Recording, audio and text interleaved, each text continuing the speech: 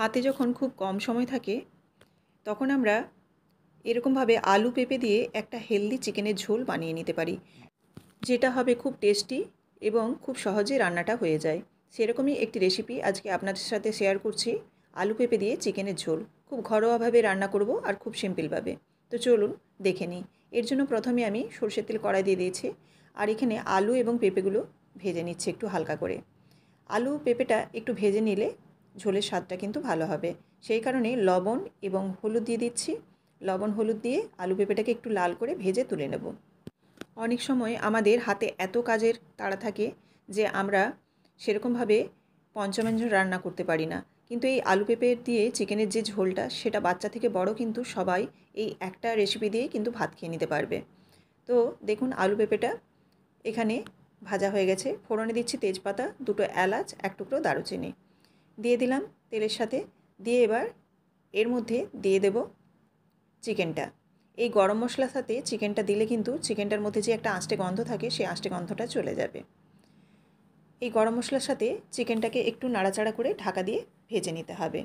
তাহলে চিকেনের মধ্যে গরম মশলার যে একটা সুন্দর ফ্লেভার, সেই ফ্লেভারটা চিকেনের মধ্যে চলে যাবে। আর চিকেনটা ভেজে নিলে কিন্তু চিকেনটা খেতে বেশ ভালো টেস্টও হয়। খুব একটা আমি এখানে কড়া করে ভাজবো না, একদমই জাস্ট ঢাকা চাপা দিয়ে দেব। দিয়ে একটু কালারটা চেঞ্জ হয়ে গেলেই তারপর এর মধ্যে মশলা দেব। তো চলুন এখানে মশলাটা এবার রেডি করে নিই। এখানে দিয়ে দিচ্ছি দুটো মাঝারি সাইজের পেঁয়াজ। এখানে চিকেনের পরিমাণ অনুযায়ী এবং গ্রেভি অনুযায়ী আপনারা পেঁয়াজটা নেবেন। দিয়ে দিচ্ছি রসুন 6 থেকে 7 কোয়া, দিয়ে দিচ্ছি ঝালের জন্য কাঁচা লঙ্কা, দিয়ে দিচ্ছি টমেটো। আর এখানে দিয়ে দেবো টক দই, এখানে বড় চামচের 2 চামচের মতো। এখানে চাইলে আপনারা আদাটাও বেটে দিতে পারেন একসাথে।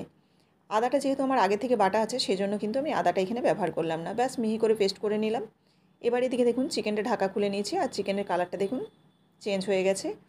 এবার এর মধ্যে নাড়াচাড়া করে এবার দিয়ে দিচ্ছি এই বেটে রাখা মশলাটা। বেটে রাখা মশলাটা দিয়ে দেওয়ার পর নাড়াচাড়া করে নেব, আর সঙ্গে দিয়ে দেবো আদা বাটা। কারণ আদাটা আমার আগে থেকে বাটা ছিল বলে আমি এই মশলার সাথে বাটিনি। আপনারা চাইলে একসাথেও আদাটা বেটে নিতে পারেন। এবার এই আদাটা আর এই সমস্ত মশলা দিয়ে খুব সামান্য মিক্সির জারটা ধুয়ে জলটা দিয়ে দেবো, যেহেতু মশলার জারটা আছে, দিয়ে ঢাকা দিয়ে দিচ্ছি। এবার দেখুন ঢাকাটা খুলে নিয়েছি। ঢাকাটা খুলে এবার আলু পেঁপেটাও দিয়ে দেবো। যেহেতু আলু পেঁপেটা একটু বড় বড় সাইজের কেটেছি, ডুমো ডুমো, সেই কারণে সেদ্ধ হতে সময় লাগবে, সেই জন্য কিন্তু আমি প্রথমেই দিয়ে দিলাম।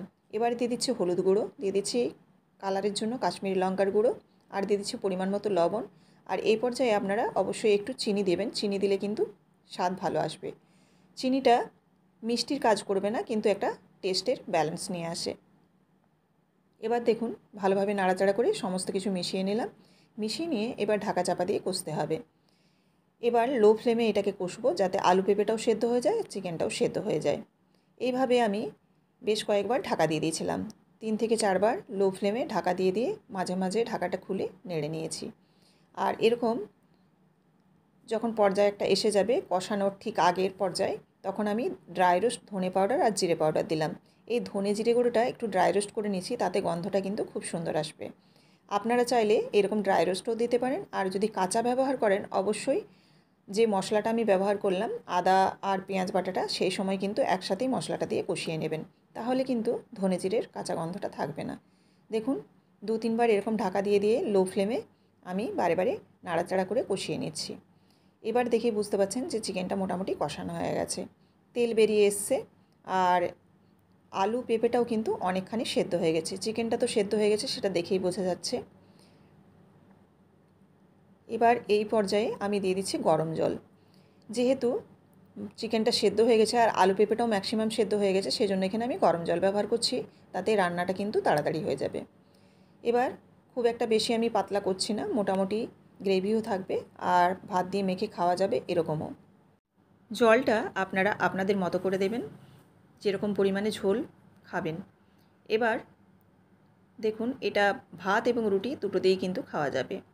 আমি আরও বেশ কিছুক্ষণ ফুটিয়ে নিচ্ছি, এরকম লো ফ্লেমে প্রায় আরও 10 মিনিটের মতো আমি এরকম রেখে দেব।